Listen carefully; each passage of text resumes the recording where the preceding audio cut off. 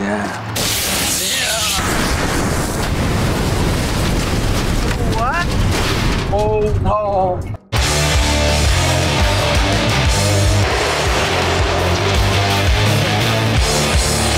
LiftedChucks.com has the juice. He leans a little too much to the right, which gets that, even though he did hit him, but his distance is just off because now he's reaching. Where before, you guys remember, guys, he would inch in with those fakes and then he would catch you and he'd be at the right range as he caught an Eddie Alvarez. But right here, look at his position, look at how it's off. And yeah, he might stretch it, but look, it's already extended, bro. But then I want you guys to see it now. Boom. Now he says, I caught you. He's repeating exactly what he did, the combination around prior with the same thing. He's gonna lean over. This right here is not a good position. And notice what did Dustin Poirier do? He caught him. He caught him. Look, he even tells him, I got you. I got you, fool. What I'm trying to say is, he's become more of a tactical fighter. He's not the same fighter that he was when he fought Eddie Alvarez or even a Dan Hooker. Like, this dude is literally fighting people different now. What's up, everybody? Welcome to this episode of Fight Feedback. I'm your host, Cejudo, aka Triple C. On this special edition of Fight Feedback, I'm going to be going over the diamond. I'm not talking about the diamond on your ring. No, that's right. I'm talking about Dustin Poirier. Guys, I've done a fight feedback on Justin Gaethje and Dustin Poirier, but now I want to really emphasize on how good is it that Dustin Poirier has gotten throughout these years. What is more likely to be a strategy?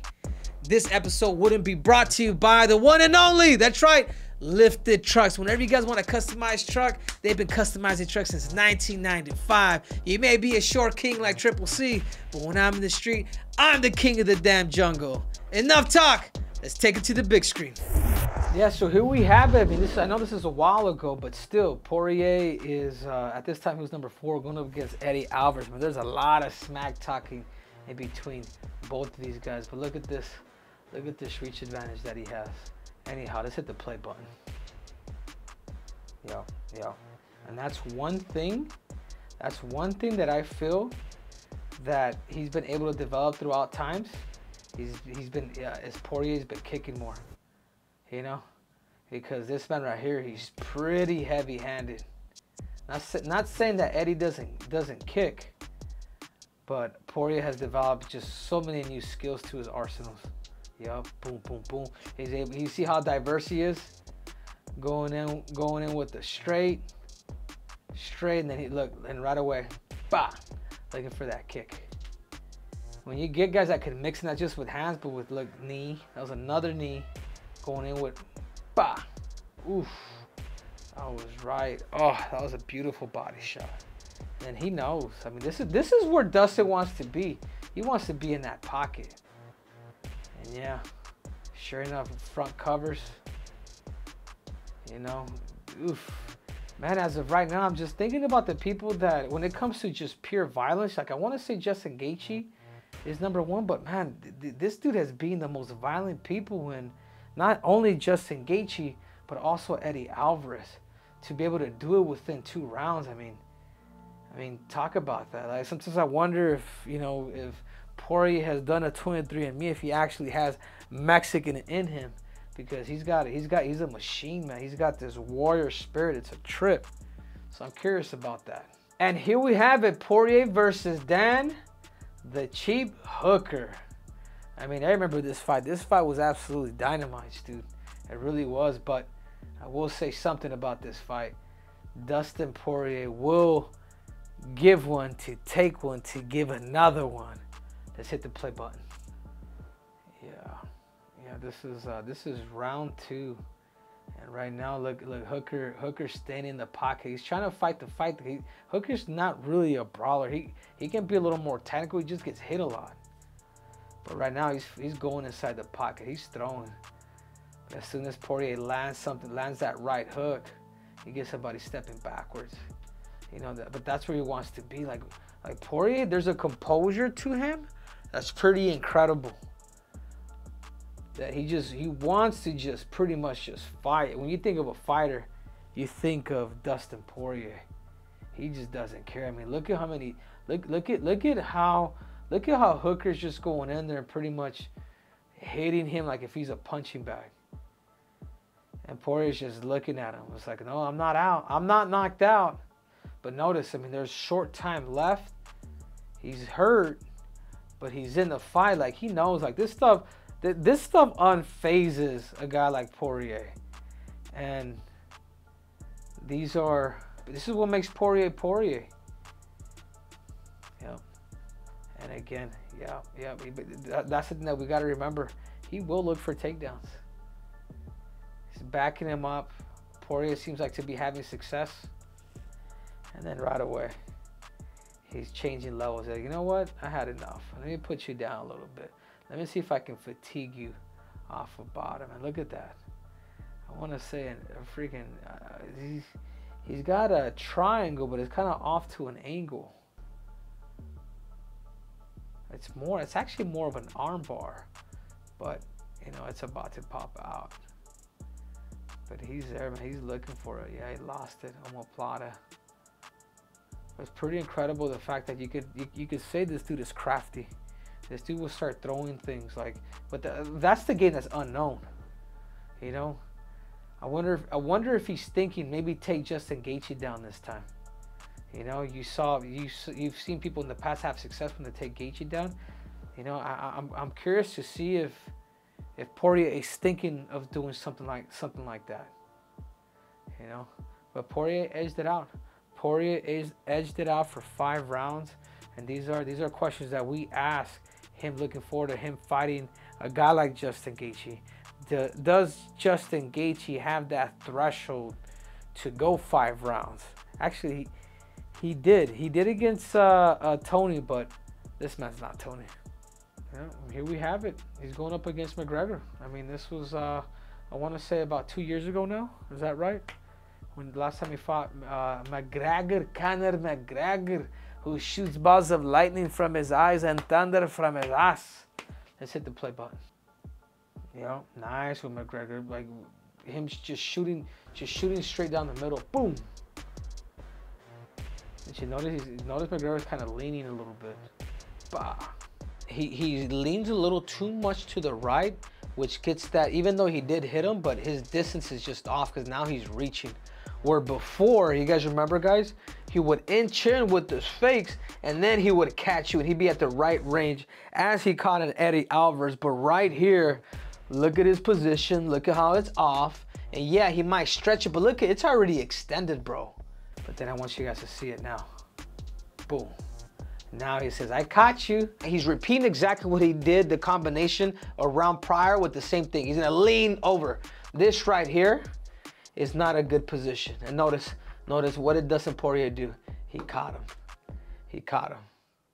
Look, he even tells him, I got you. I got you, fool. What I'm trying to say is he's become more of a tactical fighter. He's not the same fighter that he was when he fought Eddie Alvarez or even a Dan Hooker. Like, this dude is literally fighting people different now. This time McGregor leans, throwing that shovel hook, and then boom, you guys see that? That right hook came in. And I do believe that that's Poirier's greatest shot right there. Boom, he has a beautiful right hook. Points at him, tell him, I saw you. Yep. And then right here, boom, chopping the legs. You know, from southpaw to southpaw. Then watch, bah! You know, those are the things that with Gaethje's gonna have to, you know, really be cautious about that, because this dude, I don't think he wants to be in a fight with Justin again like that. Boom. And now he's just reining in on it. Now he's just letting go. Now he's taking McGregor like how he got Eddie Alvarez. And that's it. You know, pause it. Pause it when McGregor is like sleeping. You know? And that's it. And that's it. And then we got nothing but Z. Maybe a little drool. Anyhow. Poirier is at the point where he's becoming more of a tactical fighter. His technique has always been there, but Poirier is becoming more of a tactical fighter where he's really starting to think. But if he does have to take it to that brawl, he will take it there. But I think more likely now he's thinking, like how he said McGregor, he's starting to see some of those flaws. You know, and then he will bully you if he sees if he sees you hurt, he will finish the job. You know, he's not gonna let you off the hook. God, DC gets you every time, man. Look at DC. Whoa! Whoa! You know, he's cheering his Louisiana boys, you know? Woo! And for his last fight, Dustin Poirier against Michael Chandler. I mean, this was a great fight. This is a really, really good fight. Again, it's about weathering the storm. Will a guy like Justin Gaethje, will he have more than just come at a guy that's freaking, that will just, if you don't put him out, will continue to keep coming? I think if there's anybody that has been through wars more than probably anybody, it's probably this dude right here. Maybe next to Justin Gaethje. I mean, the two guys that are fighting, it's absolutely ridiculous. Let's hit the play button. And I do notice too, like Poirier will start a little bit, like it'll take him a time to, it'll take hits for him to eventually kind of start waking up. You know, I'm surprised Chandler went for the takedown rather than going for the body in this position. Yeah, it's crazy, man. I guess there's some people that have a gift to be able to take a shot where they're able to look at you, and even though their head could snap back, but I guess they're okay. And then comes in the takedown. Yep, that infamous right hook that I was talking about. Slipping. The tackle guy that I was talking about. I'll take one hard one, wobble you. Bah! That right hook is money. That right hook will have you doing the stanky leg. Bah! That's the shot that everybody needs to watch out for with Dustin, because it's because it's real, dude. That right hook is freaking dangerous. And again, when he knows you're hurt, he's gonna press you and he's gonna go right hook, left hook, body, uppercut.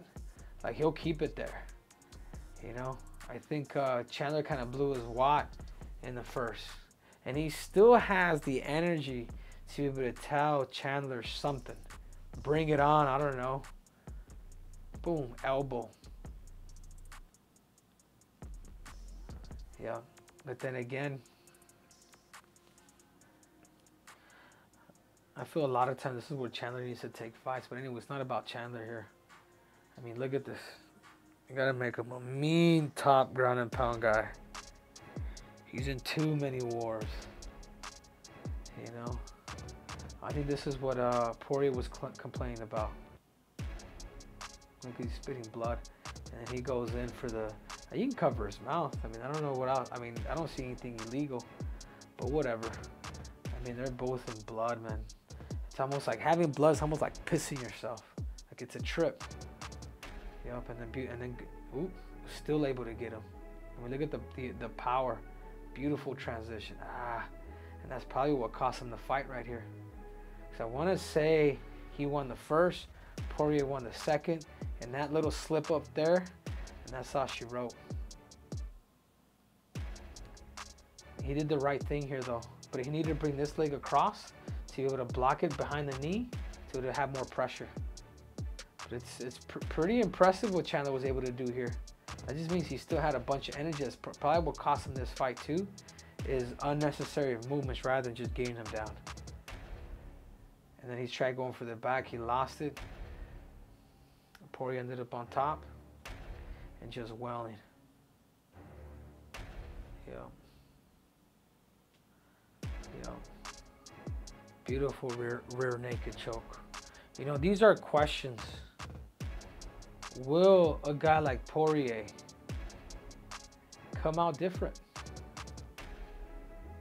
I mean, he sinks it in as long as, if he takes your back, Poirier is high level mixed martial arts submission game. You know, incredible. But without further ado, I would love to quiz this man. I would love to give my analysis on what is it that I think that he needs help on. The techniques, the tactics, and the threshold. Let's go. So the techniques, the tactics, and the threshold. What would I like to start off with Dustin Poirier? I know where. Right here, his greatest gift. Poirier's greatest gift is this damn threshold. Dude, boy, can that dude take a hit. He takes it to another level because he can give it and he can take it. Not everybody has the ability of actually taking it.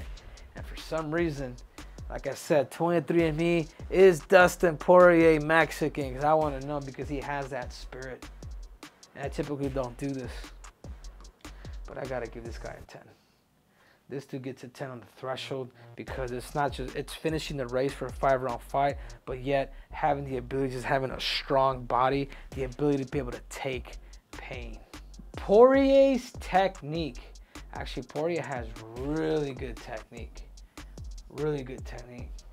I mean, I think if there's one area where Poirier could really adjust, is his actual defense. And if you don't have good defense, it's just a matter of time before something's going to go. He does get hit a lot, but he has incredible. He has incredible striking. He has incredible, submission games. Whenever it is that he takes your back, like, he's gonna finish you. But the only thing that's lacking for me on this is this damn technique. So for that reason, I gotta give him a 7.5. You know, become better at defending. Like, don't be easy to go to the ground. It's different being on top, but actually getting taken down. Can you get back up? You know, can you start other situations where you're able to get back to your feet? So I'm gonna have to give him a 7.5. And now for his tactics. He's gotten better, man. He's gotten better. I think these are questions that we're gonna ask whenever it is that he actually fights Justin Gaethje the second time around.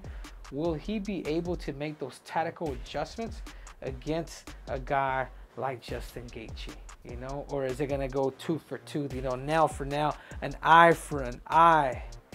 I mean, to me, that's yet to be known. But I think tactically, I think he fights somewhat everybody the same, but because of his threshold and his technique, he's able to get away with a lot of things. But I'm gonna have to give this dude just another 7 on the tactics. You know, I would love to see a lot more change. I would love to see, if he does fight Gaethje, can you bring the wrestling in? Or will you try to bring the wrestling in? You know? So you guys want to add that up for me? I mean, that was pretty, and I wasn't the best student in high school. Was it 24? I want to say it's 24.5. 24.5 out of 30. And again, guys, like, a lot of these are just opportunities for him to bring this up to a 10. This is an opportunity for him to bring this up to a 10. Here he has a 10 here. This is his greatest gift. His threshold, his ability, his brute, his fighter spirit is what makes Poirier Poirier. So again, guys, thank you guys for watching my breakdown, fight feedback, breaking down the diamond, Dustin Poirier. I'm your host, Henry Cejudo, aka Triple C, and this was brought to you by the one and only Lifted Trucks. Whenever you guys want to, you guys may be a short king like Triple C, you guys may be 5'4", but whenever it is that you drive, you pick the hydraulics, you pick the tires, and that's why you want to go to liftedtrucks.com, making custom trucks since 1995. And we are out.